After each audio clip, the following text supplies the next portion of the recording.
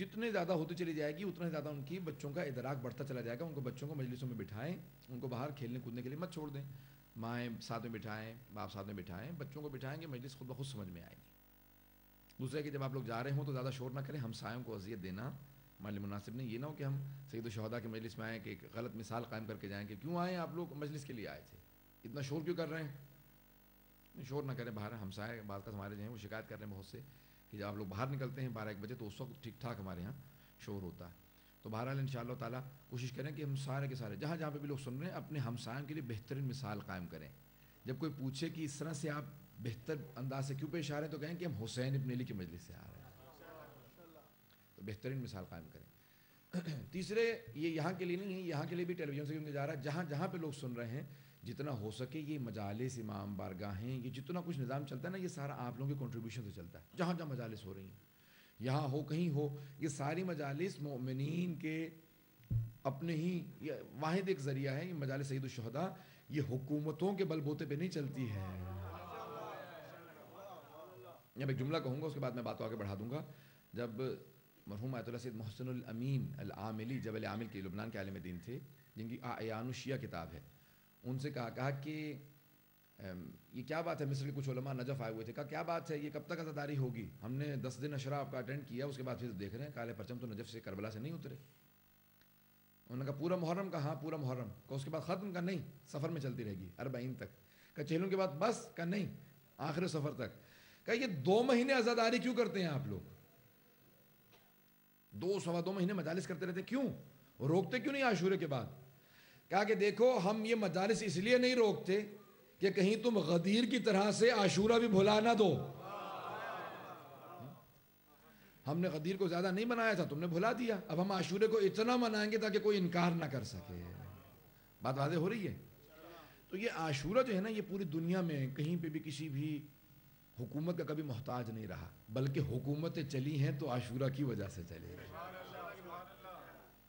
آج جہاں پوری دنیا کے اندر نظام دیکھیں, آج آپ دیکھیں چاہے وہ لبنان ہو, بحرین ہو, افغانستان ہو, عراق ہو, وہ جو ذکر سید الشہداء کو مٹانا چاہتے تھے نا وہ مٹ گئے سب. کہاں گیا وہ صدام, اس کی قبر کا پتہ نہیں ہے آج. کہاں گئے وہ متوکل, کہاں گئے وہ بنو عباس کے حکمران, بنو امیہ کے حکمران, کہاں ہیں آج. یزید کی قبر کا پتہ معلوم نہیں ہے کسی کو, اور اگر پتہ بھی ہوتا تو لوگ قبر سے اکھاڑ لیتے.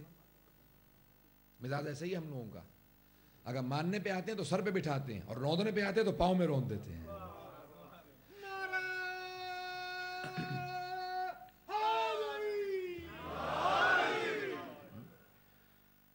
جو حسین ابن علی کو مانتا ہے نا, یہ میں خطابت نہیں کر رہا, عقیدت پیش کر رہا ہوں اپنی, جو حسین ابن علی کو مانتا ہے ہم اس کو سر پہ بٹھاتے ہیں, بلکہ اپنے آپ کو جو حسین ابن علی کو اپنا آقا و مولا مانے, ہم اپنے آپ کو اس کے قدموں کی خاک سمجھتے ہیں. اور جو حسین کے زداری کا دشمن ہم اسے اپنے پاؤں کی خاک نہیں سمجھتے, جو کچھ نہیں سمجھتے. یہ آج پاکستان کے اندر جو کچھ ہو رہا ہے, چاہے بحرین میں ہو رہا ہو, پاکستان میں ہو رہا ہو, عراق میں ہو رہا ہو, افغانستان میں ہو رہا ہو, وہ کیا سمجھتے ہیں کہ چند بم پھٹیں گے اس کے بعد مجلس رک جائے گی. جب اس وقت جب جناب سید الشہداء کو ابھی شہید کیا گیا تھا, جہاں جہاں بازاروں میں موقع ملتا رہا بیویاں مجلسیں پڑھتی رہیں, جب اس وقت نہیں رکی تو آج کوئی روکنے کی مجال رکھتا ہے. آج پاکستان میں 4.5-5 کروڑ شیعہ ہیں, آج کسی کی جرت نہیں ہے. مٹ جائیں گے. یاد رکھیں اگر ٹی وی کے ذریعے سے جا رہا ہے, میں آفیشیلی مجلس علماء کی حیثیت سے, یہ مسئولیت جو میرے کاندھوں پہ ذمہ داری ہے, میں اس حیثیت سے ذمہ داری سے ٹیلی ویژن کے ذریعے پیغام پہنچا رہا ہوں. یاد رکھیں سبق سیکھنا ہے تو سیکھ لیجئے. حسنی مبارک جس کے پاس نہ حسن تھا نہ برکت, جس نے 27 سال جناب زینب کے حرم پہ عزاداری روکے رکھی, جو مصر میں بنا رکھا ہے وہاں روکے رکھی. جب اس کو ہٹایا گیا تو وہاں پہ پہلی ہی جو مجلسیں برپا ہوئی ہیں, مصر والے سوال کر رہے ہیں مصر میں اتنا شیعہ تھا, ہمیں خود نہیں پتا تھا. جب اب سے تقریباً 6 سال پہلے 7 سال پہلے, یہ امام بارگاہ 2006 میں ملا تھا, یہ 7واں عشرہ ہے, تو اسی سے پہلے ماہ رمضان میں جب میرا پہلی مرتبہ جب میں بیمار تھا, میرے ایک دوست وہاں پہ مجالس پڑھنے گئے تھے مدینہ میں, پہلی بار عزاداری کو آزاد کیا تھا آل یہود یا آل سعود, آل یہود نہیں، سعود کہہ لیں، یہود کہہ لیں، جو بھی کہہ لیں، آفیشلی میں کہہ رہا ہوں، اس لیے بڑی ذمہ داری سے کہہ رہا ہوں. بڑے ملتے جلتے الفاظ ہیں، بڑا ملتا جلتا کردار ہے دونوں کا، بالکل ایک جیسا کردار ہے. وہ بھی سارے آثار مٹانا چاہ رہے ہیں مسلمانوں کے، یہ بھی سارے آثار مٹانا چاہ رہے ہیں مسلمانوں کے. بات پہنچ رہی ہے نا؟ تو انہوں نے پہلی مرتبہ میں موجودہ بادشاہ نے کہا تھا کہ ہاں اگر شیعہ آزادی لینا چاہتے ہیں، ہم بھی ڈیموکریٹک کنٹری ہیں، حقوق دینا چاہتے ہیں. اچھا، انہوں نے کہا ہاں جتنے مدینے میں پورے عربستان میں حجاز میں جو امام بارگاہ بنانا چاہتا ہے بنا لے. تو صرف مدینے میں 26 امام بارگاہیں بنی تھی. اس نے کہا اتنے شیعہ ہیں؟ ہم تو کہتے تھے 2-3% ہوں گے. دوبارہ وہاں پہ ان لوگوں نے مردم شماری کی، پھر انہوں نے ڈکلیئر کیا 17% ہے. کچھ ہمارے شیعوں نے کہا نہیں، شیعوں کیا تقیہ ہوتا ہے، یہ 17% دھوکہ مت کھا لینا، ڈبل ہوں گے. یہی ہوا، انہوں نے اب خود ڈکلیئر کیا، انہوں نے کہا 30% سے زیادہ ہیں اس وقت ہمارے یہاں. ابھی تک کچھ نہیں پتا، 30-40 کروڑ سے زیادہ اس وقت. خود سے یہ جو ناردرن افریقن کنٹریز آزاد ہوئی ہیں، انہوں نے خود فگرز دی ہیں. انہوں نے کہا اس وقت افریقہ کا کوئی ایسا ملک نہیں ہے جہاں شیعہ نہ ہو.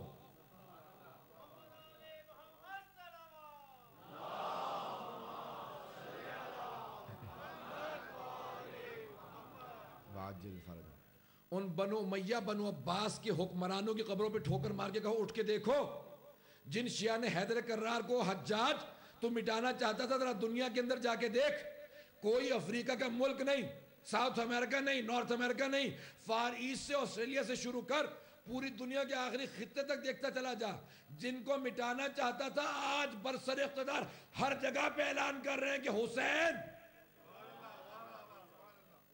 زندہ باد ہے، حسین ہر جگہ پہ موجود ہے. مٹ گئے مٹانے والے.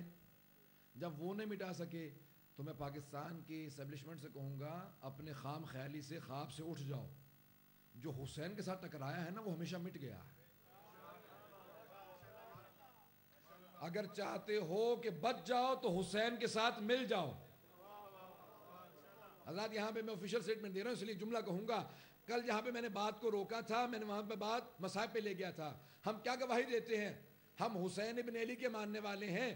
چھٹے امام کے جملوں کو دہراتے ہیں، زیارت وارثہ ہو، زیارت عاشورہ ہو، جو جملے ہم کہتے ہیں اشہد انک قد اقمت الصلاۃ وآتیت الزکاۃ وامرت بالمعروف ونہیت عن المنکر واطعت اللہ ورسولہ حتی اتاک الیقین. مولا شہادت تک آپ نے نماز کو قائم کیا، زکوٰۃ کو ادا کیا، امر بالمعروف کیا، نہی عن المنکر کیا. مولا ہم گواہی دیتے ہیں کہ آپ نے اللہ کی اطاعت کی، اللہ کے رسول کی اطاعت کی. کیا دیکھتے ہیں؟ میں نے کہا تھا شہادت مشاہدے سے ہے، دیکھنے سے ہے. کیا دیکھا؟ اگر بات واضح ہو گئی ہو، جہاں سے مجلس کو چھوڑ کے گیا تھا وہیں سے متصل ہو رہا ہوں. کیا دیکھا ہم نے جو ہم کہتے ہیں کہ مولا ہم گواہی دیتے ہیں؟ پتہ نہیں توجہ ہے مجمع کی نہیں ہے. کیا دیکھا ہم نے کہ ہم کہتے ہیں کہ ہم گواہی دیتے ہیں کہ اے حسین آپ نے نماز قائم کی. وہ حماد اہل بیت شہید محسن نقوی نے کہا تھا نا، بچا گیا تجھے سجدہ حسین کا ورنہ، بچا گیا تجھے سجدہ حسین کا ورنہ. نماز عصر سے پہلے ہی مر گئی ہوتی، عصر سے پہلے ہی مر گئی ہوتی. یہ حسین کا ایک سجدہ ہے، اسی لیے ہم گواہی دے رہے ہیں. ہم گواہی دیتے ہیں کہ آپ نے نماز قائم کی، زکوٰۃ دی. کیسے؟ کیا چیز؟ حضرت سید الشہداء نے دیکھا کہ دنیا فانی ہے. سب کی توجہ چاہوں گا. سید الشہداء نے دیکھا کہ دنیا فانی ہے، بقا صرف خدا کی ذات کو ہے. تو کیوں نہ میں فنا فی اللہ ہو جاؤں، کیوں نہ میں اللہ میں فنا ہو جاؤں. اب جب تک خدا ہی رہے گی تب تک حسینیت. بات واضح ہو رہی ہے؟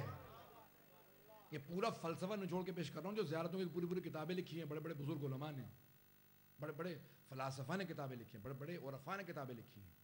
کہتے ہیں فلسفہ یہی ہے سید الشہداء کا. انہوں نے کہا دیکھو فنا فی اللہ ہو جاؤ، اللہ میں فنا تلاش کرو، باقی رہ جاؤ گے. اگر دنیا میں فنا ہو جاؤ گے تو ویسے ہی فنا ہو جاؤ گے. دنیا بھی فانی ہے، تم بھی فانی ہو. توجہ نا مجمع کی میرے ساتھ. تو آج اگر اکاش کہ کہ وہ جو عزاداری کو روکنے والے تھے نا، وہ جو بند باندھ رکھے تھے بنو عباس نے، بنو امیہ نے پہلے، پھر اس کے بعد بنو عباس نے متوکل سے بڑا ظالم نہیں گزرا. یزید کے بعد سب سے زیادہ ظلم متوکل نے کیا. کیا کر سکا؟ عزاداری مٹا لی اس نے، مٹ گیا. آج متوکل کی قبر کا کسی کو پتہ نہیں ہے.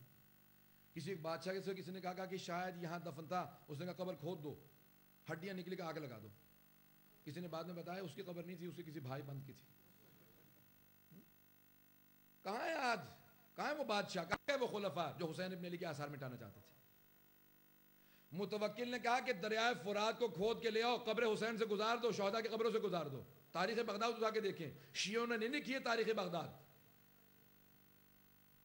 وہ کھودتے گئے، انہوں نے کہا کہ اچھا پانی مت چھوڑنا، بھی پانی رکا ہوا ہے. باقاعدہ پورا کا پورا ایک نیا انہوں نے دریا کھودنا شروع کیا، قبر سید الشہداء پہ پہنچا دیا. کہا پانی چھوڑ دو. جیسے ہی پانی چھوڑا، پانی بڑی تیزی سے بہتا ہوا آیا.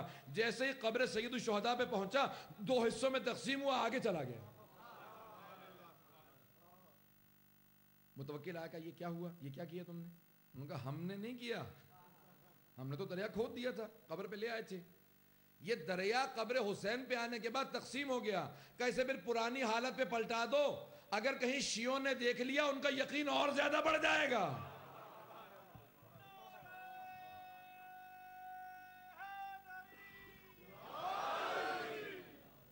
کہاں گئے وہ حسین ابن علی کے؟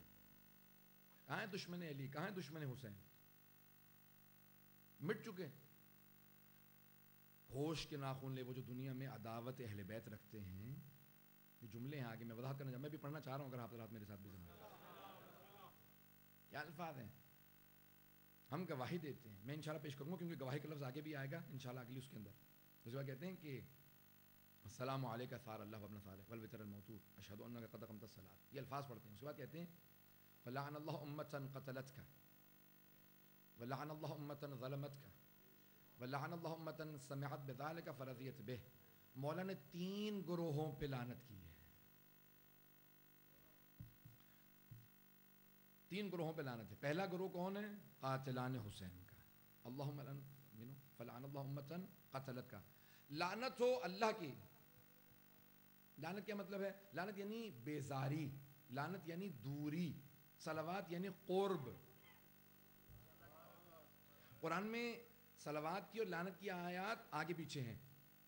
ان اللہ و ملائکتہ یصلون علی النبی یا ایھا الذین آمنوا صلوا علیہ وسلموا تسلیما. ہیٹنگ بند کروا دیں. یہ ہے صلوات کی آیت جو آپ سنتے رہتے ہیں. ہمیشہ ہمارے ہاں اہل بیت کے ماننے والوں میں اذان سے پہلے اس آیت کو پڑھا جاتا ہے اور اس کے بعد پھر اللہ فوراً کہتا ہے. یہ سورہ احزاب سورہ نمبر 33 جس میں آیت تطہیر ہے 33 اس کی آیت. اسی کی آیت نمبر یہ 55 تھی، 55 نمبر آیت جو صلوات کی آیت ہے. اور اس کی اگلی آیت ہے لعن کی آیت. ان الذین یؤذون اللہ ورسولہ لعنہم اللہ فی الدنیا والآخرہ وأعد لهم عذابا مہینا. وہ لوگ جو اللہ اور اللہ کے رسول کو اذیت دیتے ہیں ان کے لیے دنیا میں بھی لعنت ہے، آخرت میں بھی لعنت ہے. یعنی مطلب بیزاری. لعنت یعنی بیزاری، کسی سے دوری کا اظہار کرنا. میں تمہارے عمل سے بیزار ہوں، میں دوری اختیار کرتا ہوں. اللہ تمہارے عمل سے دور رکھے. ہم کفر پہ، کفار پہ، نفاق پہ لعنت بھیجتے ہیں کہ پروردگار ہمیں دور رکھنا. واضح ہے بات؟ تو یہاں پہ 3 گروہوں پہ کہا کہ ان سے بیزاری کا اعلان کرو. بیزاری کیا مطلب؟ یعنی نہ دل میں جگہ ہو نہ دماغ میں، جن کے لیے کوئی بھی سافٹ کارنر نہیں ہونا چاہیے. آپ کی سادہ زبان میں سکھا رہا ہوں، یعنی کوئی نرم گوشہ نہ ہو. بات واضح ہو رہی ہے ذرا؟ مجھے خاموشی سے کچھ نہیں ہوتا، بات منتقل ہونی چاہیے میری. یعنی آپ کے دل میں کوئی بھی سافٹ کارنر نہیں ہونا چاہیے. کن کے لیے؟ جنہوں نے سید الشہداء پہ، جنہوں نے قتل کیا، جنہوں نے ظلم کیا. اور یہ سید الشہداء نہیں، سارے ائمہ اہل بیت علیہ السلام کے لیے، رسول خدا پہ، امیر المؤمنین پہ، جناب سیدہ، جناب ائمہ اطہار، سب پہ. جنہوں نے ان کے قتل میں حصہ لیا ان پہ لعنت. جنہوں نے ان پہ ظلم کیا لعن اللہ امتن قتلت. امتن الفاظ بڑے دقیق ہیں امام کے. امام فرما رہے اس امت پہ لعنت، اس گروہ پہ لعنت، اس دستے پہ لعنت کہ جو حسین کے قتل میں شریک ہوئے تھے. فلعن اللہ امتن قتلت کا ولعن اللہ امتن ظلمت کا. اور اس پورے گروہ پہ، دستے پہ لعنت جنہوں نے آپ پہ ظلم کیا. یہ دونوں سب پہ واضح ہیں. یہ جو تیسرا دستہ ہے نا، اس کی طرف میں ذرا وضاحت کرنا چاہتا ہوں. لعن اللہ امتن سمعت بذالک فرضیت بہ، اور لعنت ہو ان پہ کہ جنہوں نے سنا کہ آپ کو قتل کیا گیا یا آپ پہ ظلم کیا گیا اور وہ اس پہ راضی ہو کے بیٹھ گئے. تاریخ میں کوئی ایسا گروہ نہیں ملتا جنہوں نے یہ اعلان کیا ہو ہم راضی ہیں قتل حسین پہ اور وہ بیٹھ گئے. کوئی ایسا گروہ نہیں ملتا. مولا پھر کیا فرما رہے ہیں آپ؟ توجہ ہے مولا یہ کیا فرما رہے ہیں آپ کہ لعنت ہو ان پہ جنہوں نے سنا. سمعت بذالک فرضیت بہ، یعنی سنا کہ حسین پہ ظلم ہوا، حسین کو قتل کر دیا گیا، حسین کو شہید کر دیا گیا. فرضیت بہ، اور راضی ہو کے بیٹھ گئے. کیا مطلب؟ ان سب پہ لعنت ہو جو راضی ہو کے بیٹھ گئے، یعنی جنہوں نے سنا لیکن اہل بیت کا ساتھ نہیں دیا. اسی لیے کہا جاتا ہے کہ خاموشی نیم رضا ہے. اہل بیت کے معاملے میں بس ایک ہی چیز صادق ہے، یا آپ اہل بیت کے ساتھ ہیں یا مخالف ہیں، کوئی نیوٹرل نہیں ہوتا. میں واضح کر پا رہا ہوں کہ نہیں؟ اہل بیت کے معاملے میں کوئی نیوٹرل نہیں ہے. جتنے تاریخ میں گزرے نا کہ میں نیوٹرل، اہل بیت نے سب پہ لعنت کی ہے.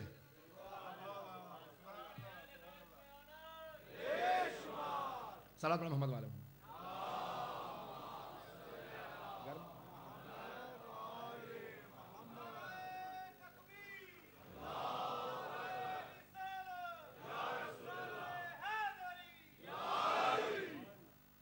اہل بیت کے معاملے میں کوئی نیوٹرل نہیں ہے.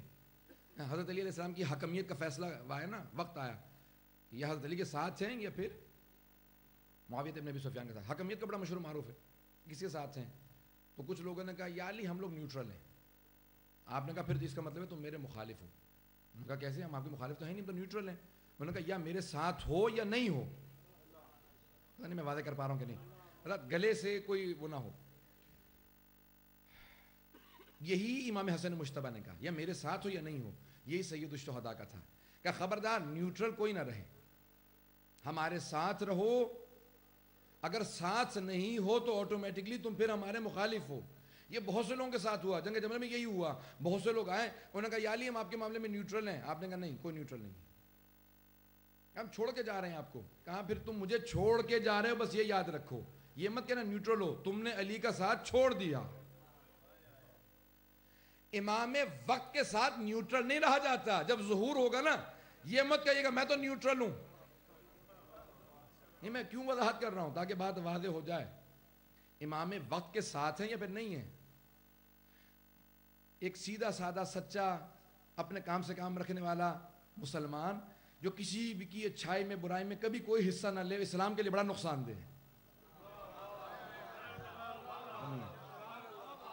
ہے نہیں ہے، پتہ نہیں کون کون ہے کون کون نہیں. سیدھا سادہ سچا مسلمان اپنے کام سے کام رکھنے والا، کسی کی اچھائی میں نہیں، برائی میں نہیں، کسی کام میں نہیں، وہ کسی کام کا نہیں، کسی کے ساتھ ہی نہیں ہے. ان کے متعلق رضی اللہ تعالیٰ عنہ، ان کے متعلق رضی اللہ تعالیٰ عنہ. قاتل بھی رضی اللہ، مقتول بھی. دو افراد میں جھگڑا ہو گیا. انہوں نے کہا بھئی کون حق پہ ہے؟ انہوں نے کہا آپ کا مسئلہ کیا؟ انہوں نے کہا میرا مسئلہ یہ ہے. انہوں نے کہا آپ صحیح ہیں. انہوں نے کہا میری تو آپ نے سنی نہیں. انہوں نے کہا آپ سنا ہے. انہوں نے کہا میری بات یہ ہے. انہوں نے کہا آپ بھی صحیح ہیں. انہوں نے کہا ہم دونوں میں نزاع ہے، لڑائی ہے، جھگڑا ہے، سمجھ میں آ رہا ہے تجھے؟ انہوں نے کہا بالکل سمجھ میں آ رہا ہے. کہا بتا ہم دونوں میں سے کون صحیح ہے؟ کہا دونوں صحیح ہو. دونوں میں لڑائی ہے، میں کہہ رہا ہوں میرا حق بنتا ہے، یہ غلط ہے. وہ کہہ رہا ہے نہیں میرا حق ہے، یہ غلط ہے. انہوں نے کہا دونوں صحیح ہیں. انہوں نے کہا مولانا دونوں صحیح نہیں ہو سکتے. کہیں گے آپ بھی صحیح ہیں. تاریخ میں کچھ لوگوں کو یہ بڑا مغالطہ ہے، پتہ نہیں ہے کہ نہیں ہے. سبھی صحیح ہیں، سبھی صحیح ہیں. سید الشہداء کے معاملے میں نیوٹرل ہیں. یہ جو مولا تیسرا جملہ کہہ رہے ہیں نا، وہ جو سبھی صحیح ہیں. بات واضح ہو رہی ہے؟ مولا فرماتے ہیں فمن سمعت بذالک فرضیت بہ، جو سنتے رہے.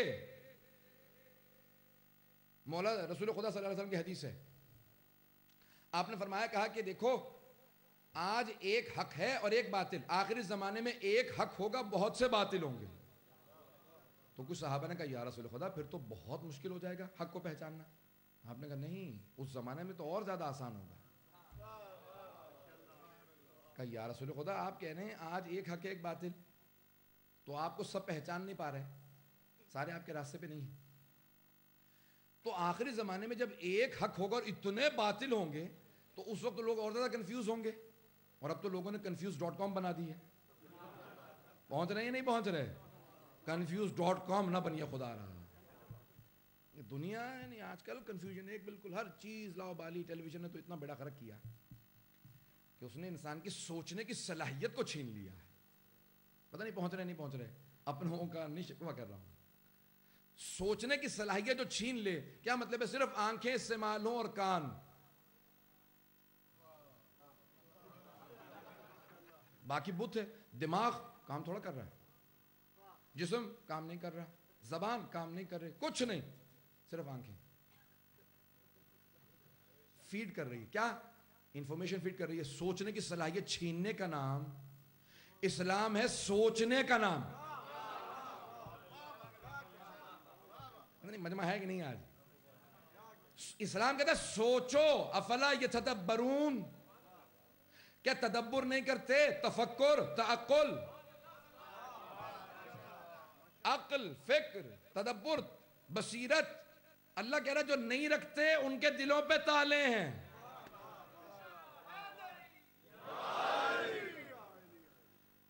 تعلق ہی سوچنے سے. اسلام کام ہی سوچنے کا ہے، تدبر کا، تفکر کا. اور بہت سی اعضاء، بہت سی ٹیکنالوجی، بہت سی یہ چیزیں، گیجٹس، ڈیجیٹل ایج، یہ انسان کی سوچنے کی صلاحیت چھین رہی ہے. پتہ نہیں ہے نہیں ہے. پہلے میرا یہ عالم تھا، خدا کی قسم حافظہ عجیب و غریب تھا، کہ کہیں میرے دوست احباب علماء گم ہوتے تھے نا یو کے میں، فون کرتے تھے، میں یہاں کھڑا ہوں، راستہ نہیں پتہ چل رہا امام کا کیسے جاؤں. میں عموماً کہتا تھا وہ ذرا صرف سائن بورڈز بتا دو، ابھی راستہ بتا دوں گا. اب گھر کا راستہ وہ جب تک نیویگیٹر میں نہیں ڈالتے تو گھر نہیں پہنچ پاتے. کیوں؟ سوچنے کی صلاحیت چھین رہی ہے نہیں ہے. جتنا کہا کہ مولا، چھوٹے امام سے کہا کہ مولا ہمارا بڑھاپے میں دماغ کام کرنا بند ہو جاتا ہے لوگوں کا، عقل کم ہو جاتی ہے، حافظہ کم ہو جاتا ہے. کہ خبردار ایسا نہیں ہوتا. حافظہ اپنی معراج پہ ہوتا ہے، عقل اپنی معراج پہ ہوتی ہے بڑھاپے میں. کہ نہیں مولا لیکن ہم دیکھتے ہیں کہ لوگوں کا حافظہ بند ہو جاتا ہے، کام نہیں کرتا، دماغ پاگل سے بالکل بے وقوف سے لگتے ہیں. کہ نہیں، وہ اپنے اوپر بڑھاپا مسلط کر لیتے ہیں. وہ خود کہنے لگتے ہیں اب میرا دماغ کام نہیں کرتا، مجھے کچھ سمجھ میں نہیں آتا، میرا دماغ، مجھے حافظہ کام نہیں کرتا. کہ وہ جو سوچ کے مسلط کر لیتے ہیں اس لیے سلو ہو جاتے ہیں. بری تو نہیں لگ رہی؟ اسلام کہتا ہے تفکر، سوچو، تعقل. رسول خدا نے کہا آخری زمانے میں بہت آسان ہوگا، ایک حق اتنے باطل. کہ پھر بھی حق کو پہچان لوگے. کہ کیسے؟ کہ حق کی مثال سورج کی ہے. کہ جب سورج نکلتا ہے نا تو ستارے ہوتے ہیں، نظر نہیں آتے، کیونکہ سورج کی روشنی اتنی زیادہ ہوتی ہے. کہ میرا بیٹا مہدی سورج سے زیادہ روشن ہوگا، سورج سے زیادہ.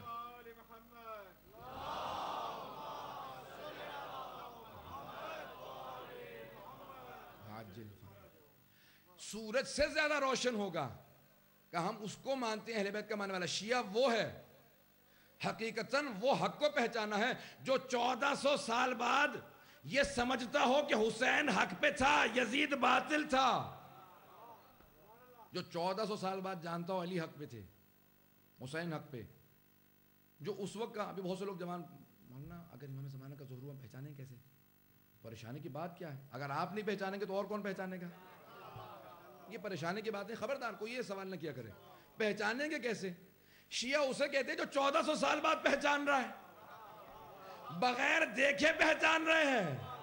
اور اگر وہی علی کا شیر بیٹا سامنے آئے، کہا کہ خبردار. کہا کہ مولا کیسے پہچانیں گے؟ کہا خبردار سب سے جاہل وہ ہوگا جو امام وقت سے سوال کرے کو معجزہ دکھاؤ تب مانوں گا. بہت سے ہمارے لوگ کہہ جاتے ہیں میں معجزہ مانگ لوں گا امام سے. پھر آپ سے بڑا بے وقوف کون ہے؟ یہ معجزہ مانگ لیں گے، امام وقت سے معجزہ مانگیں گے. بھئی جو جھوٹے دعوے کریں نا مہدویت کے، اس سے معجزہ مانگو. جو کہتے ہیں میں مہدی، اس سے کو تو معجزہ دکھا. امام کا خود وجود معجزہ ہے. جو دیکھے گا جہاں سے گزریں گے، روایات کے الفاظ ہیں، کفار دیکھ کے کہیں گے کہ یہی حجت خدا ہے۔ جب کفار پہچان لیں گے تو آپ اور میں کیوں نہیں پہچانیں گے؟ یہ سوال غلط ہے، پتہ نہیں پہچانیں کہ نہیں، خدا نہ خاصہ نہیں، پہچاننے پہ نہیں ہوگا، ساتھ دوں گا کہ نہیں، بس یہ تیار کریں۔ اسی لیے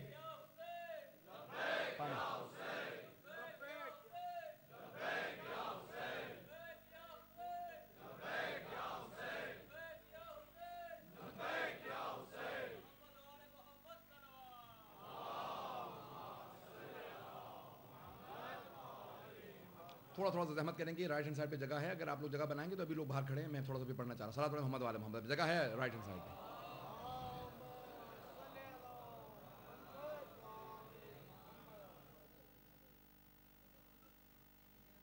پھر بھی باواز بلند صلوات۔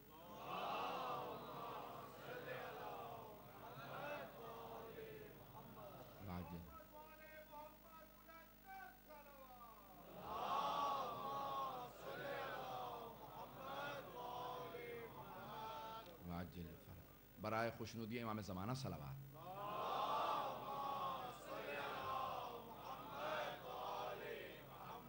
وعجل فرج۔ میں زیارت وارثہ کی موضوع ختم کرنا چاہتا ہوں، اور وقت جو ہے بہت تیزی سے گزرے چلا جا رہا ہے، اور اب یہ 2-3 مجالس ہیں اور باقی اس کے بعد پھر روزہ عاشور، آپ کو پتہ ہے صرف مصائب ہوتے ہیں۔ شام غریبہ یہاں پہ انشاءاللہ 7 بجے ہوگی ادارے میں، کیونکہ مغرب کے فوراً بعد ہے، دوسری جگہوں پہ بھی مغرب کے فوراً بعد ہے، مغرب عشاء کے فوراً بعد ہو جائے گی 5-6 بجے۔ میں حضرات یہاں پہ روک کے بات کہوں گا کہ ہم امام زمانہ سے متعلق میں انشاءاللہ پیش کروں گا، شب عاشور پیش کروں گا کچھ مطالب، کبھی کوئی شک نہ کرے۔ رسول خدا فرماتے ہیں کہ آخری زمانے میں بہت زیادہ آسان ہوگا، حق کو پہچاننا بہت آسان ہے، کہ بے انتہا بارز اور روشن ہوتا حق، باطل جو ہے اس کو کوئی قرار نہیں ہوتا، باطل کو قرار نہیں ہوتا۔ جب جناب ابو ذر غفاری سے کہا نا، شام کے حاکم نے کچھ پیسے بھیجے، کہا کہ بھئی ابو ذر جو ہے آ گیا، اس نے 2-3 تقریریں میرے خلاف کر دی ہیں، اچھا خاصا انقلاب برپا ہو گیا، سب مخالف ہو چکے ہیں، اس کو خرید لو باقی سب ختم ہو جائیں گے۔ توجہ ہے، اس کو کچھ پیسے دے دو، تو وہ پیسے بھیجے، کہا کہ بھئی یہ غلام سے کہا کہ دیکھ اگر تو پیسے دے دے گا نا، کیونکہ ابو ذر آسانی سے بکنے والا نہیں ہے، ابو ذر کو خرید لے تجھے آزاد کر دوں گا۔ ہر غلام کو آزادی کی بے انتہا چاہت ہوتی تھی، اس نے کہا آزادی مل جائے گی۔ آیا، آنے کے بعد کہا کہ ابو ذر یہ 5000 سونے کے سکے ہیں تمہارے لیے، رکھ لو۔ کہا یہ کس کی طرف سے ہیں؟ کہا کہ معاویہ نے بھیجے ہیں۔ کہا کیوں؟ کہا تمہارے لیے تحفہ۔ کہا سارے شام والوں کو مل گئے؟ کہا سب شام والوں کو مل گئے؟ کہا نہیں، یہ آپ کے لیے خاص طور سے تحفہ بھیجا ہے۔ کہا میں اسپیشل گفٹس کا قائل نہیں ہوں۔ اسے کہو سب کو دے تو میں بھی رکھ لوں گا پیسے۔ اسے کہا اتنا دے گا پھر وہ، میں پاکستان کی کہانی نہیں سنا رہا، پاکستانی حضرات نے کہاں پہنچ لے گا اپنی سوچ میں۔ تو اس نے کہا کہ نہیں، کردار جہاں سے ملتا وہ ہوگا خود بخود وہیں پہ۔ حضرت ایک مرتبہ کہا اس نے، کہا کہ سب کو دے دے تو پھر میں لے لوں گا۔ کہا کہ نہیں، یہ پیسے آپ رکھ لیں، آپ غریب آدمی کا، خبردار غریب مت کہنا، میرے پاس 2 روٹیاں ہیں۔ توکل کا یہ عالم، کہا میرے پاس 2 روٹیاں ہیں، ایک آج رات کھا کے سو جاؤں گا، اگر صبح زندہ اٹھا تو دوسری صبح روٹی کھا لوں گا۔ لیکن علی کا ماننے والا توکل کیسا ہوتا ہے۔ کہا کہ ابو ذر کب تک یہ 2 روٹیوں پہ چلتے رہو گے؟ دیکھو جگہ جگہ تمہاری ابا کے اندر پیوند لگے ہوئے ہیں، جگہ جگہ سے ابا پھٹی ہوئی ہے، یہ پیسے رکھ لو، نئے کپڑے لے لینا۔ کہا خبردار، اب تک تو دہراتا رہا، مجھے دوبارہ غریب نہ کہنا۔ کہا جا جا کے اپنے حاکم کو یہ پیسے دے دے، اسے ان پیسوں کی مجھ سے زیادہ ضرورت ہے۔ غریب میں نہیں، وہ ہے، غریب وہ ہوتا ہے جس کے پاس علی کی ولایت نہ ہو۔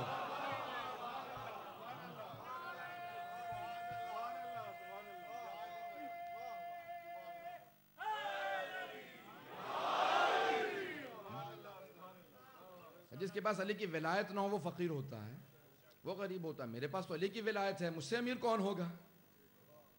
مزاج علی والوں کو کچھ اور ہوتا ہے۔ حضرات میں یہاں پہ پہنچا ہوں، میں کچھ جملوں کی وضاحت کرنا چاہتا ہوں۔ ایک مرتبہ باواز بلند صلوات پڑھیں گے محمد والے محمد کو۔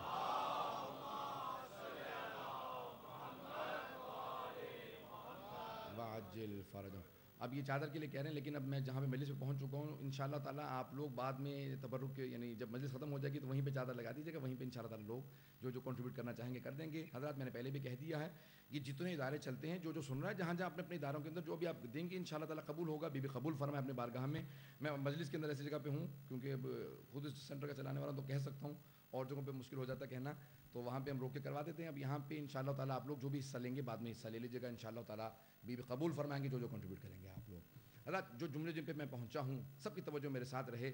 معصوم فرماتے ہیں کہا کہ دیکھو مشاہدہ، رسول خدا نے کہا دیکھو شہود، مرتبہ شہود کیا ہے، شہادت کا مقام کیا ہے، انسان مشاہدہ کر رہا ہو۔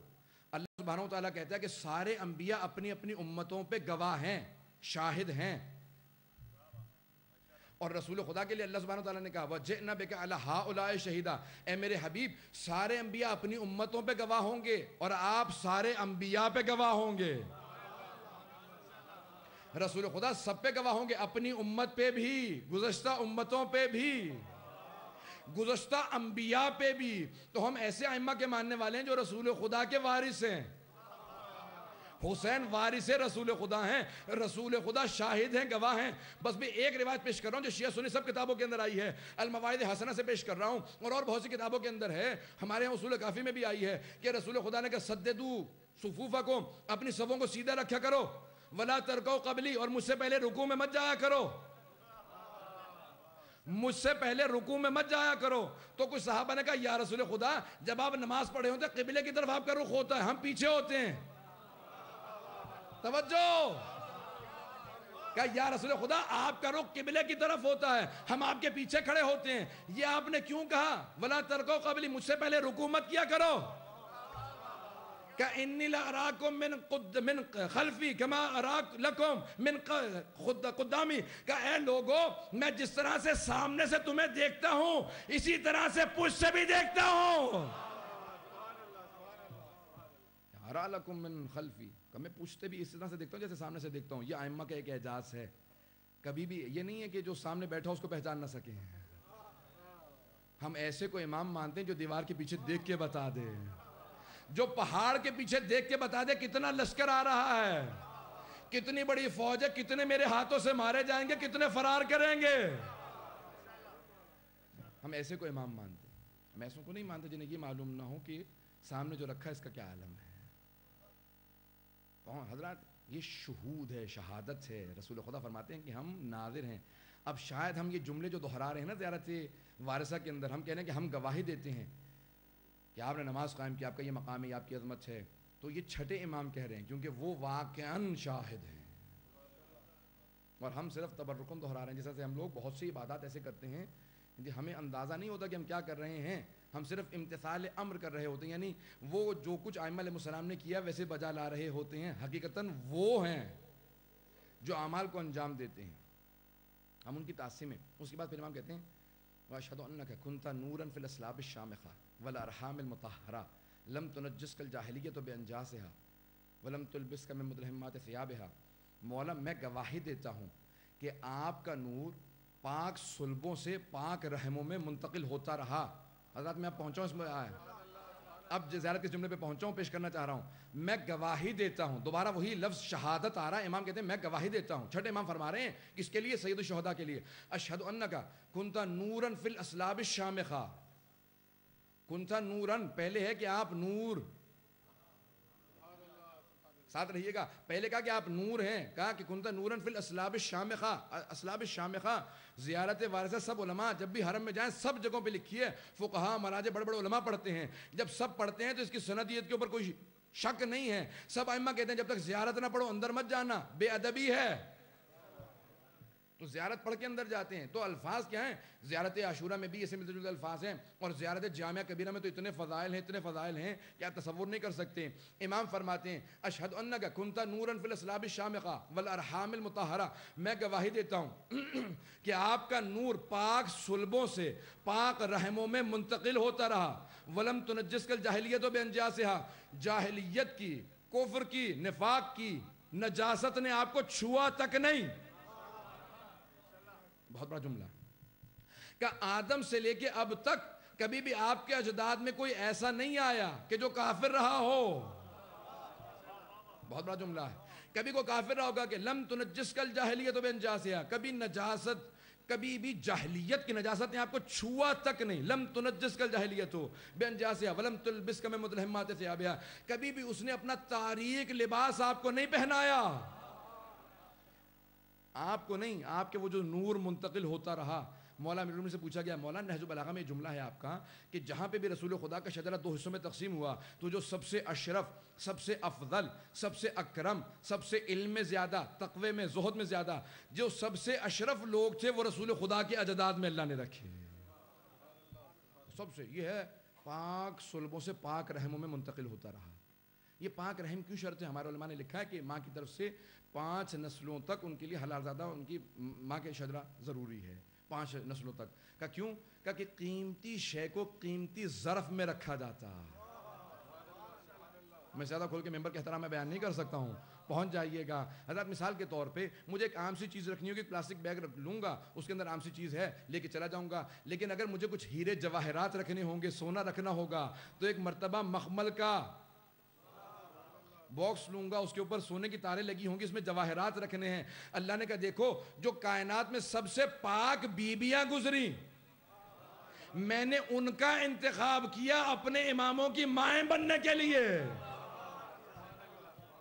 جو سب سے پاک ہستیاں تھیں، جو پاک نسلوں سے پاک. حضرات اب یہاں پہ چلتے چلے آئیے گا، میں نے ایک جملہ یہاں پہ پیش کرنا اور زحمت کو تمام کر رہا ہوں کہ یہ پاک صلبوں سے پاک رحموں میں منتقل ہوتا رہا نور ائمہ علیہ السلام کا. کہا پاک صلبوں سے، یہاں تک کہ الہدایہ فی الخلافت والولایہ امام خمینی کتاب ہے، اس کے اندر جملہ لکھا ہے اور بہت ہی عظیم جملہ ہے. ایک صلوات پڑھیں گے محمد والے محمد، تھوڑا اگر آگے ہو جائیں گے، پیچھے بالکل جگہ نہیں ہے، ادھر تھوڑی جگہ ہے، اگر آگے تھوڑا سا پھر بھی بعد بلند صلوات پڑھیں.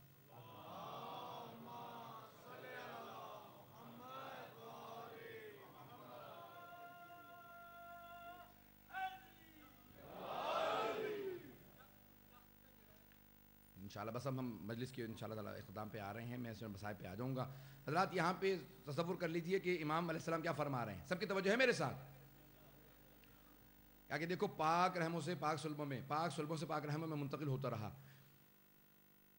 خمینی بت شکر نے ایک جملہ لکھا ہے، کیا کہتے ہیں کہ وہ جو نور چلا تھا نا وہاں سے جناب آدم سے، تو کہا وہ 14 معصومین کا نہیں تھا، وہ 13 معصوموں کا نور تھا. تو وہ جو چاہوں گا سارے مجمع کی، کہا وہ 14 کا نہیں 13 معصوموں کا نور تھا جو چلتا رہا وہاں سے جناب آدم سے چلا.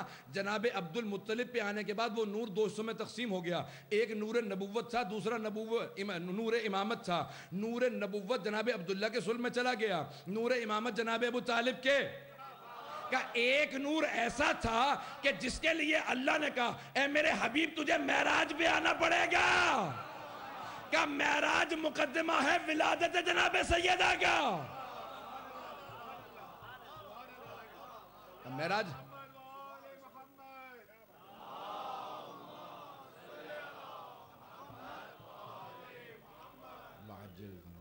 معراج مقدمہ ہے ولادت جناب سیدہ کا. کہ وہاں پہ گئے، کہا کہ ایک نور ایسا ہے کہ ہے حبیب خدا آپ کو لے جانا پڑے گا. کہا یہ وہاں پہ کہا جناب عبد المطلب سے 2 حصوں میں نور تقسیم ہوا.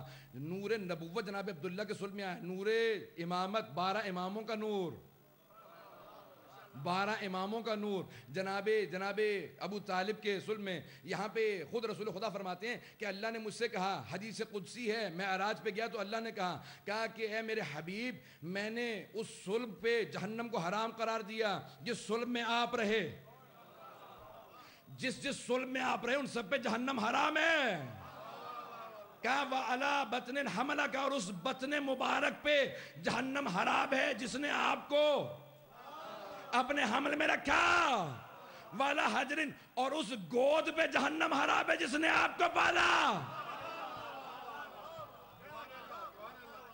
کہا اس گود پہ جہنم حرام ہے جس نے آپ کو پالا ہے.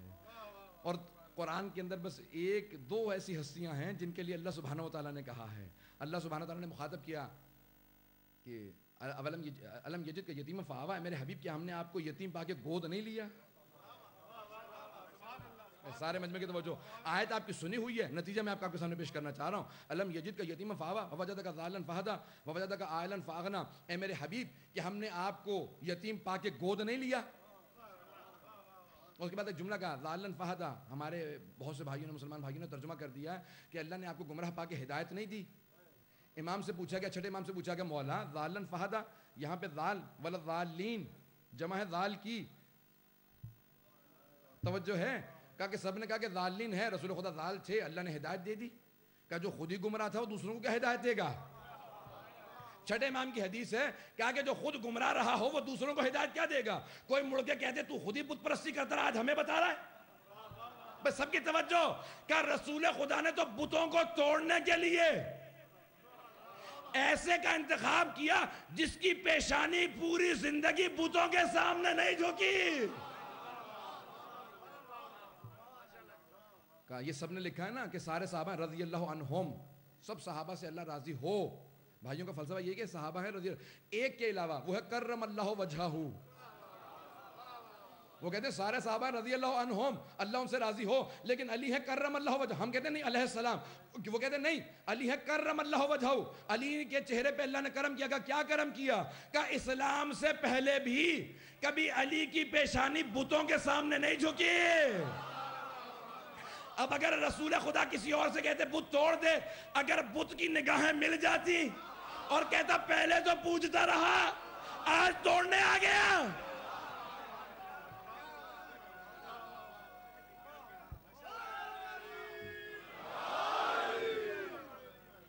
تو رسول خدا نے وہاں پہ انتخاب کیا. کہا کہ دیکھو بس بھائی جملے کو میں پیش کر رہا ہوں, بہت تیزی سے چل رہا ہوں. کہا اگر رسول خدا معاذ اللہ گمراہ تھے تو اللہ نے ان کو انتخاب کیوں کیا؟ کہا کہ گمراہ نہیں. کہا پھر مولا ترجمہ کیا کیجئے گا؟ فوجدک ضالن فہدا, تو ضال کا ترجمہ کیا ہے؟ کہا کہ ضال کے عربی میں کئی معنی ہیں. ایک گمشدہ چیز کو بھی کہتے ہیں, جیسے حضرت علی نے کہا کہ الحکمت ضالۃ المومن, حکمت دانائی علم مومن کی گمشدہ چیز ہے.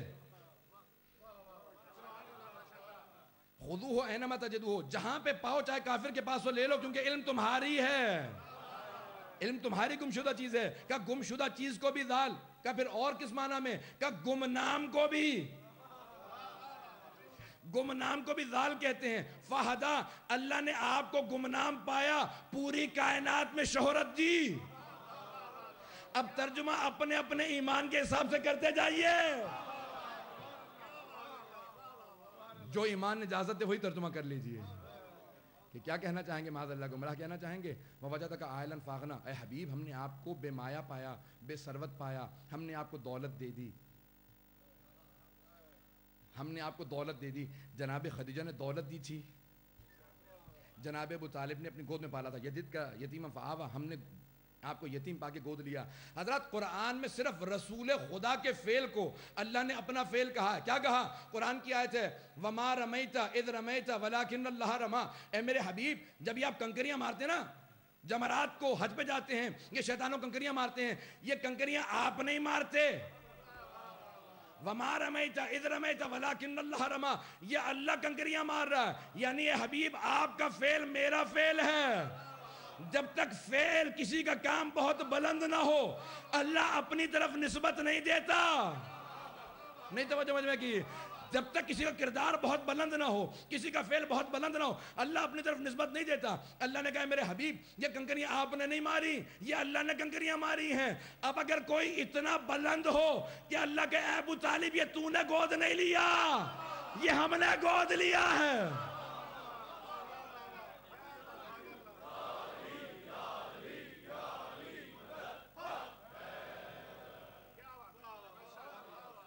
کسی کا فعل اتنا بلند ہو کہ خدا کہے کہ نہیں اتنا بلند کام کیا ہے ابو طالب, تو نے کائنات کی اس عظیم یتیم کو پالا, یہ تیرا کام نہیں ہے, یہ ہم نے پالا ہے. اے خدیجہ یہ آپ نے اپنی دولت قربان نہیں کی, یہ ہم نے دولت دی ہے. تو کوئی اتنا بلند ایمان میں ہو کہ کل ایمان کا باپ ہو, کہ اللہ سبحانہ و تعالیٰ کہے یہ اس کا فعل نہیں. میں توجہ پہنچ رہے ہیں یا نہیں پہنچ رہے ہیں؟ یہ فعل اس کا نہیں, یہ میرا فعل ہے. حضرت اب آئیں ذرا سورہ رحمان کے اندر. میں نے ایک مرتبہ کئی سال پہلے ادارے کے اندر 9-10 سال پہلے تقریباً مجھے جو یاد پڑتا 2003 کے عشرے کے اندر میں نے جملہ پیش کیا تھا, وہاں سے استعارہ لے رہا ہوں. حضرات سب کی توجہ میرے ساتھ رہے. سورہ رحمان کو قرآن کی دلہن کہا جاتا ہے. ہر سورہ کے مختلف سوروں کے مختلف نام ہیں. سورہ یاسین کو قلب قرآن کہا جاتا ہے. سورہ رحمان کو اس لیے دلہن کہا جاتا ہے کہ جنت کا پورا نقشہ اس سورہ نے کھینچا ہے کہ جنت میں کیا کچھ ہوگا. محل دیے جائیں گے, حور و غلمان ہوں گے, بہترین خادم ہوں گے, بہترین کھانے ہوں گے, بہترین پھل ہوں گے, بہترین لباس ہوں گے. اللہ نے جنت کا ایسا نقشہ کھینچا. اللہ نے کہا قرآن کی دلہن ہے یہ سورہ. اس کے اندر ایک آیت آئی ہے, حل جزاء الاحسان الا الاحسان فَبِأَيِّ آلَاءِ رَبِّكُمَا تُكَذِّبَانِ. اے میرے حبیب, آیا احسان کا نیکی کا بدلہ سوائے نیکی کی اور کچھ ہو سکتا ہے؟ بس بھائی دو ہی محسن اسلام تھے, ایک خدیجہ تھی, دوسرے ابو طالب تھے. اللہ نے کہا دیکھو یہ سورہ کو دیکھتے چلے جانا, مماثلت کرتے چلے جانا, سارے مجمع کی توجہ میرے ساتھ رہے. اللہ نے کہا اے ابو طالب آپ نے میرے دین پہ احسان کیا, اے خدیجہ آپ نے میرے دین پہ احسان کیا. آپ دونوں کی حیثیت محدود تھی, میری حیثیت لامحدود ہے. آپ کے محدود خزانے میں جو تھا خدیجہ لٹا دیا آپ نے. اے ابو طالب آپ کے محدود خزانے میں جو تھا آپ نے لٹا دیا. اب میرے لامحدود خزانے میں جو سب سے دو قیمتی تھے, ایک تھا علی, دوسرے تھی زہرا. اے خدیجہ زہرا میں نے آپ کو دی, اے ابو طالب علی میں نے آپ کو دیا.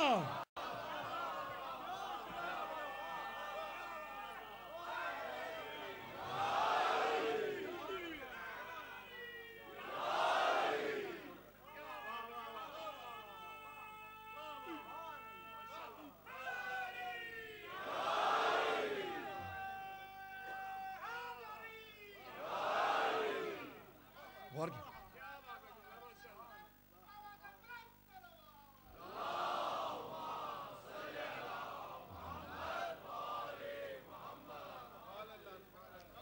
ایک مرتبہ آیت نازل حضرات, میں نے بات تمام نہیں کی تھی لیکن آپ کے جذبات, آپ کا ایمان حضرات, جب میں خود پڑھ رہا ہوتا نا, کئی مرتبہ لوگ پوچھتے ہیں کہ آپ خود اپنے آپ میں نہیں کہا, نہیں, میں جب انوالو ہو کے پڑھتا ہوں, جس طرح سے آپ معراج پہ ہوتے ہیں نا اسی طرح سے میں بھی 2-2 میٹر ہوا میں ہوتا ہوں. میری روح یہاں نہیں ہوتی, میں نجف پہنچا ہوا ہوتا ہوں. میرا سارے مجمع کی توجہ میرے ساتھ ہو. حل جزاء الاحسان الا الاحسان, کیا احسان کا بدلہ سوائے احسان کے اور کچھ ہو سکتا ہے؟ فَبِأَيِّ آلَاءِ رَبِّكُمَا تُكَذِّبَانِ, اور تم دونوں اپنے رب کی کس کس نعمت کو جھٹلاؤ گے. اے انسانوں, اے جنوں, کس کس نعمت کو جھٹلاؤ گے. پھر اس کے بعد اللہ نے کہا مَرَجَ الْبَحْرَيْنِ يَلْتَقِيَانِ, اے ابو طالب ہم تمہیں علی دیں گے, اے خدیجہ ہم تمہیں فاطمہ دیں گے. مَرَجَ الْبَحْرَيْنِ يَلْتَقِيَانِ بَيْنَهُمَا بَرْزَخٌ لَا يَبْغِيَانِ يَخْرُجُ مِنْهُمَا اللُّؤْلُؤُ وَالْمَرْجَانُ. چھٹے امام نے کہا یہ جو 2 سمندر ساتھ چل رہے ہیں یہ علی و فاطمہ ہیں, دونوں کے درمیان میں برزخ رسول خدا. وہ جو 2 پتھر ہیں, ایک سبز دوسرا سرخ, سبز حسن ہے سرخ حسین.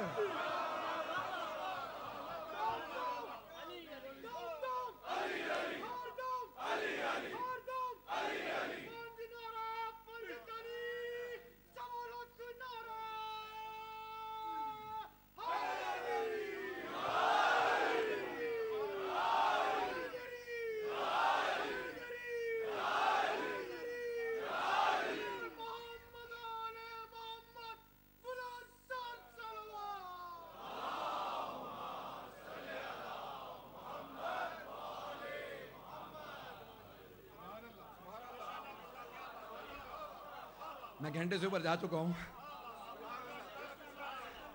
یہ ہے مقام جناب, یہ ہے پاک صلبوں سے پاک رحموں میں. اب سمجھ میں آئی زیارت وارثہ. یہ چھٹے امام نے کہا نا کہ انسان, اسلام نام ہے آداب کا, اسلام نام ہے آداب مینرز کا, اور آداب کی معراج زیارت ہے. جب آپ کو عظمت کا احساس نہیں ہوگا کہ عظمت کیا ہے, تو پھر سلام کرنے میں بے اعتنائی کریں گے, سامنے کھڑے ہیں ادھر ادھر بھی دیکھ رہے ہیں. لیکن اگر آپ کو عظمت کا احساس ہو, کس سے مخاطب ہوں. کیا کسی مقام کے لیے کہا نا شاعر نے کہ میں ذکر مرتضیٰ سے لذت عرفان لیتا ہوں. لذت, دیکھیں اس نے بڑے عجیب انداز ہے, میں ذکر مرتضیٰ سے لذت عرفان لیتا ہوں, دلوں کی کیفیت بھی ایک پل میں جان لیتا ہوں. دلوں کی کیفیت بھی ایک پل میں جان لیتا ہوں. کیسے؟ دل مومن مچلتا ہے, منافق اور جلتا ہے. دل مومن مچلتا ہے, منافق اور جلتا ہے, علی کے نام سے کھوٹا کھرا پہچان لیتا ہوں. حضرات کی زیارت وارثہ کی.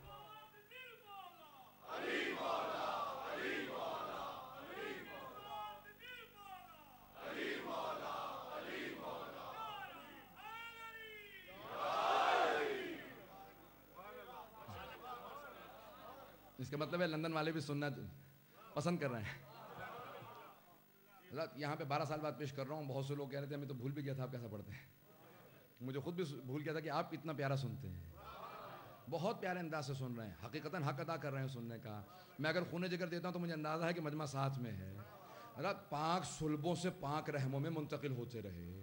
اور جہاں پہ خداوند متعال نے انتخاب اتنا پاک و پاکیزہ رکھا ہو کہ جہاں پہ اگر نبی کی بیٹی ہو, نبی کی زوجہ ہو, نبی کی بہن ہو جناب سارہ, لیکن اللہ نے کہا کہ نہیں, ایک افریقہ میں رہنے والی ہاجرہ ایمان میں زیادہ ہے. کہا کہ نہیں, کیونکہ نبی آخر الزمان کی دادی بننا ہے. کہا میں نے وہ جو معیار قائم کیا ہے نا بلندیوں کا, پاکیزگیوں کا, میں اس کو توڑوں گا نہیں. تو وہاں سے انتخاب ہوتا ہے.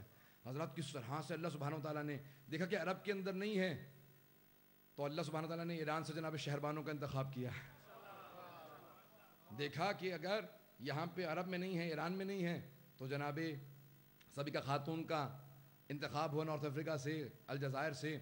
جب 12ویں امام کے لیے دیکھا گیا کہ یہاں نہیں ہے, یورپ میں کوئی نرجس خاتون ہے. معیار ایمان ہے.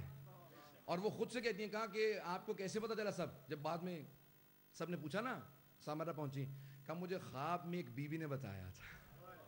پاک صلبوں سے پاک رحمیں منتقل ہونا یہ ہے. کہا ایک بی بی نے آ کے کہا میں نے سوال کیا, کہا کہ آپ حضرت مریم ہیں؟ کہا نہیں, میں فاطمہ ہوں. کہا کہ فاطمہ کون ہے؟ کہا نبی آخر الزمان کی بیٹی ہوں. کہا کہ آپ میرے خواب میں کیوں آئی ہیں؟ کہا اللہ نے تیرا انتخاب کیا ہے میرے 12ویں بیٹے کی ماں بننے کے لیے. نہیں, کتنی اللہ نے وہ معیار رکھا تھا, تب کیسے کیسے انتخاب ہوا ہے. اور اللہ سبحانہ وتعالیٰ نے امام حسن مجتبیٰ اور امام حسین, دو, ایک سبز موتی اور ایک دوسرا سرخ, جس طرح کا رنگ پسند تھا کہ اگر مدینے میں بھی ماں سے کہیں نا کہ مالی سبتین میں روایت موجود ہے. میں مصاحب کی طرف آ رہا ہوں لیکن ایک واقعہ سنانے کے بعد آؤں گا, کیونکہ میں مصاحب آپ کو پتہ ہے تھوڑا سا تو لانے پڑتا ہوں. 15 منٹ مجھے کم از کم 10-15 منٹ چاہیے ہوتے ہیں مصاحب کے لیے. اور یہ آخری ایام ہے, آج 7ویں کی شب ہو چکی ہے. اب مصاحب نہیں ہوں گے تو کب مصاحب ہوں گے؟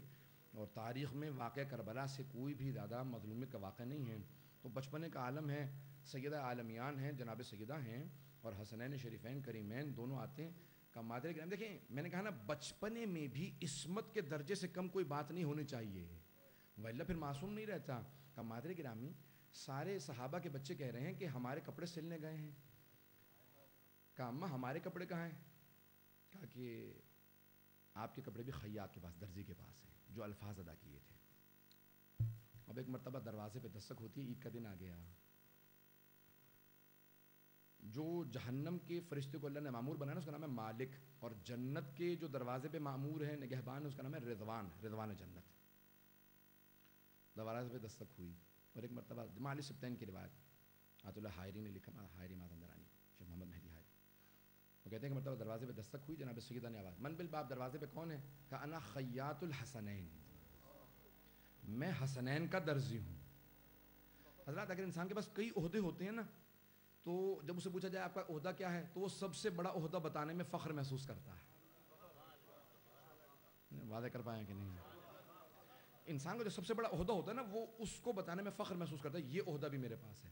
اب اگر رضوان جنت, خاتون جنت کے دروازے پہ آئے, اور یہ نہ کہ میں رضوان جنت آیا ہوں, یعنی انا خیاط الحسنین, میں حسنین کا درزی ہوں. بی بی زیر لب مسکرانے لگی, سمجھ گئی. جیسی جیسی دونوں شہزادوں نے بتایا نا کہ اس رنگ کی پوشاک پسند ہے, اسی بالکل ویسے ہی رنگ. اور جناب ختمی مرتبت معالی سبتین میں کیا کہ انتظار کر رہے تھے, کہا کہ شہزادو چلو میرے ساتھ چلو. کہا کہ نانا سب صحابہ کے بچے سواریوں پہ ہیں, کوئی اونٹ پہ, کوئی گھوڑے پہ, آپ نے دونوں کاندھوں پہ رکھا. جناب سید الشہداء نے جملہ کہا کہ نانا سب کے ہاتھوں میں مہار ہے. آپ نے اپنے امامے کا فوراً بند کھولا. کہا بیٹا جہاں کہوگے نا اس طرف جاؤں گا.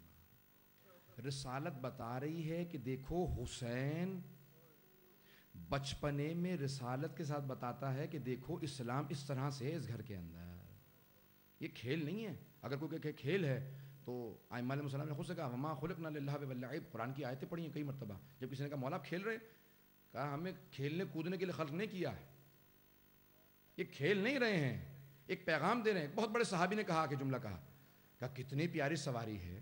رسول خدا نے کہا تو سواروں کو نہیں دیکھ رہا, تو سواروں کو تو دیکھ کتنے عظیم ہیں. ان دونوں کا تعارف کرانے نکلا. اتنی محبت کہاں. دونوں کو بے انتہا محبت کے ساتھ رہا کرتے تھے حسن حسین. اور رسول خدا نے بھی بچپنے میں 2 لقب دیے, شبر یا شبر اور شبیر یا شبیر. بچپنے سے دونوں ساتھ ساتھ ہیں, بے انتہا محبت. اور امام حسین اکثر دونوں, امام حسن و حسین دونوں بے انتہا رقیق القلب تھے. جب اکثر رو پڑتے تھے نا تو امام حسن پوچھا کرتے تھے, بھیا آپ کیوں رو رہے ہیں؟ کہا بھیا میں نے اس کو روتے دیکھا تھا تو میں رو رہا ہوں. کسی کو روتے دیکھا تو رو رہے ہیں. تو امام حسن مجتبیٰ نے کہا کہ اے شبیر, بھیا حسین آپ کا بھی مزاج الگ ہے. بہتا ہوا پانی دیکھتے ہیں تو رونے لگتے ہیں, گرتی ہوئی چادریں دیکھتے ہیں تو رونے لگتے ہیں, کسی کو روتا دیکھتے ہیں تو رونے لگتے ہیں, دعا مانگتا دیکھتے ہیں تو رونے لگتے ہیں. عجیب انداز ہے دونوں بھائیوں کا. اب جوان ہو گئے ہیں, اب ماں باپ نئی دنیا میں رہے. تو ایک ایسا وقت آیا کہ امام حسین علیہ السلام آئے امام حسن کے پاس. میں تمہید باندھ رہا ہوں, بس یہ جملے ختم, آخری جملے پیش کر رہا ہوں, میں مسائل پہ آ گیا. ایک مرتبہ روتے ہوئے دیکھا, بس بھئی تھک کے نہ سنیے گا, 7 محرم ہو چکی ہے, آج پانی بند کر دیا سید الشہداء کے, خیام حسینی کا پانی بند ہے. ایک مرتبہ جملہ کہا,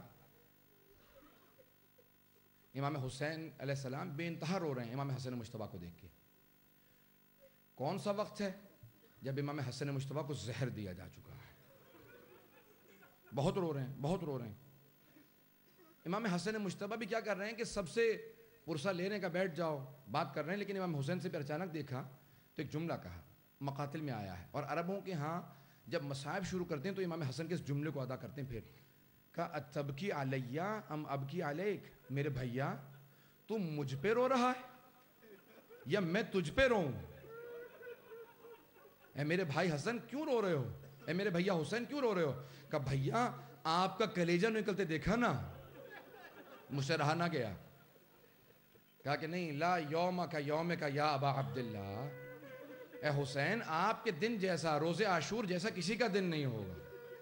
مجھ پہ سب روئیں میرے بھائی, آپ مت رونا. کہا میرے بھیا سب روئیں, آپ مت رونا. کہا کیوں بھیا؟ کہا میں جب آپ کو روتا دیکھتا ہوں نا مجھے ماں یاد آتی ہے, مت روئیے گا مجھ پہ. بہت زیادہ وسیع کریں. آخری جملے سن لیجئے حضرات, میں مسائب پہ آ رہا ہوں. بس ایک مرتبہ ایسا وقت آیا, امام حسن مجتبیٰ بے انتہا کریم اہل بیت امام حسن مجتبیٰ کہا جاتا ہے, یعنی سب سے زیادہ سخی. ایک ایسا وقت آیا کہ بھیا حسین ذرا یہ تشت چھپا دو جس میں میرا کلیجہ نکلا ہے. کہا بھیا کیوں؟ کہا کہ میری بہنیں آنے والی ہیں, زینب و ام کلثوم آنے والی, میری بہنوں کی نگاہ نہ پڑے میرے کلیجے پہ. امام حسین نے چھپا دیا.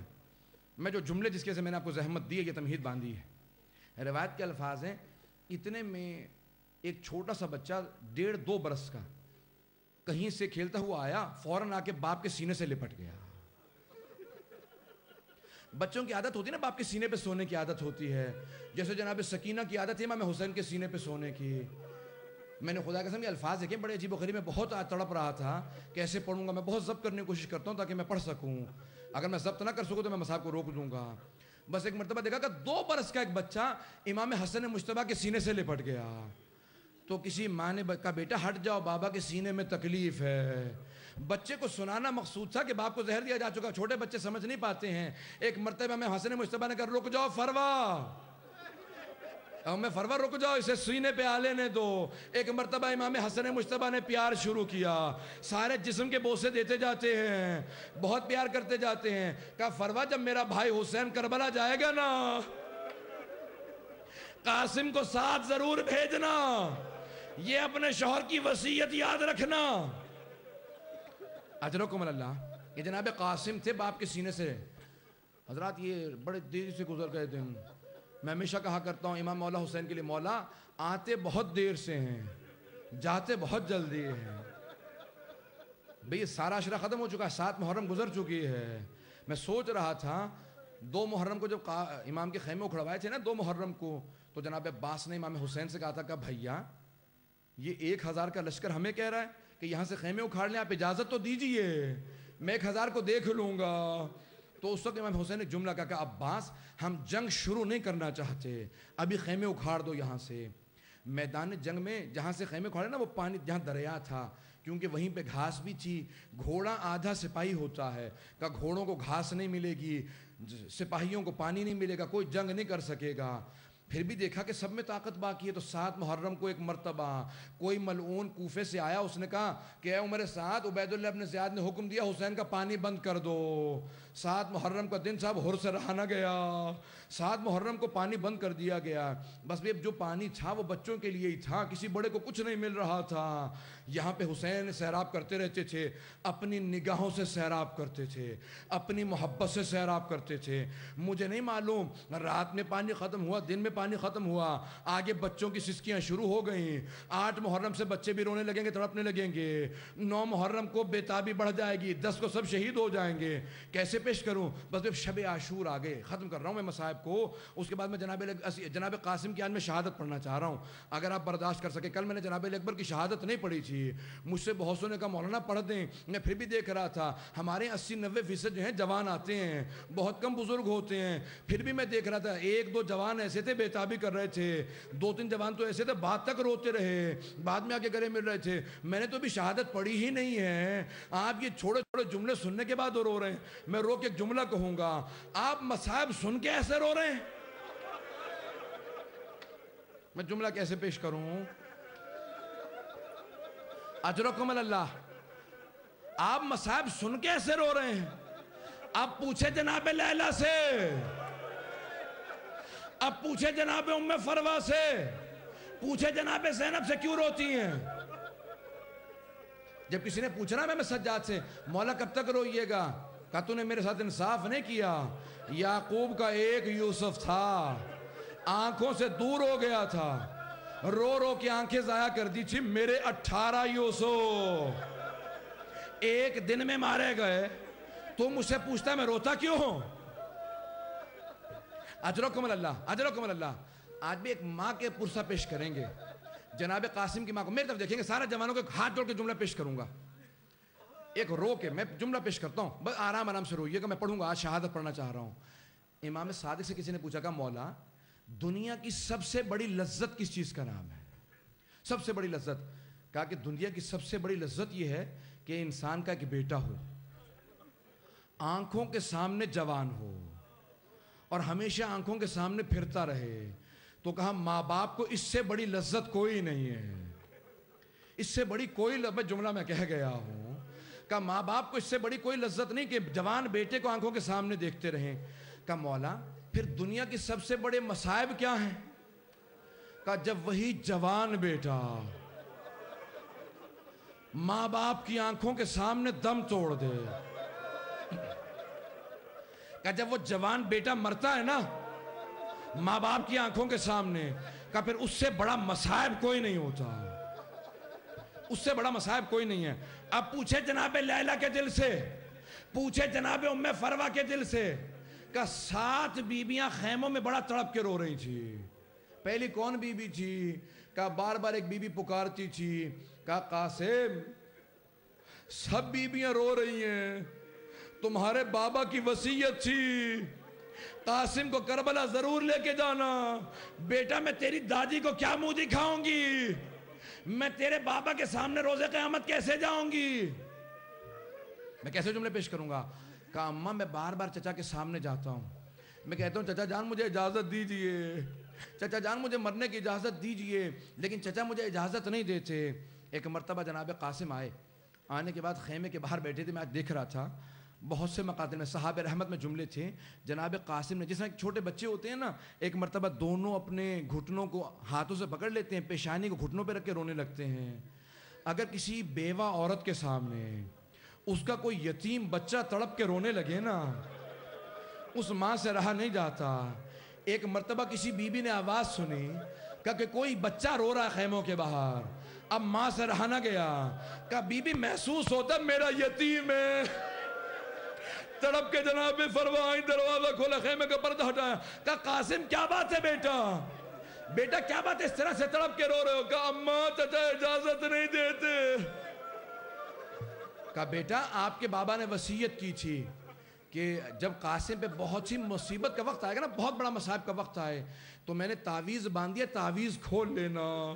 اب جناب قاسم نے آنسوؤں کو صاف کیا، ایک مرتبہ تعویذ کھولا. میں آج جملے پڑھ رہا تھا، بہت تڑپ رہا تھا. معالی السبتین میں، روضۃ الشہداء میں، سب جگہ پہ امام حسن مجتبیٰ کی وصیت کے جملے لکھے تھے. کیا جملے؟ میں جملے پڑھوں گا. ایک مرتبہ جناب قاسم نے خط کھولا. خط کا کیا مضمون تھا؟ یا ولدی قاسم، اے میرے لخت جگر قاسم، اسی کا بیٹا تیرا مرحوم باپ تجھے وصیت کرتا ہے بے انکا اذا وجدتا اما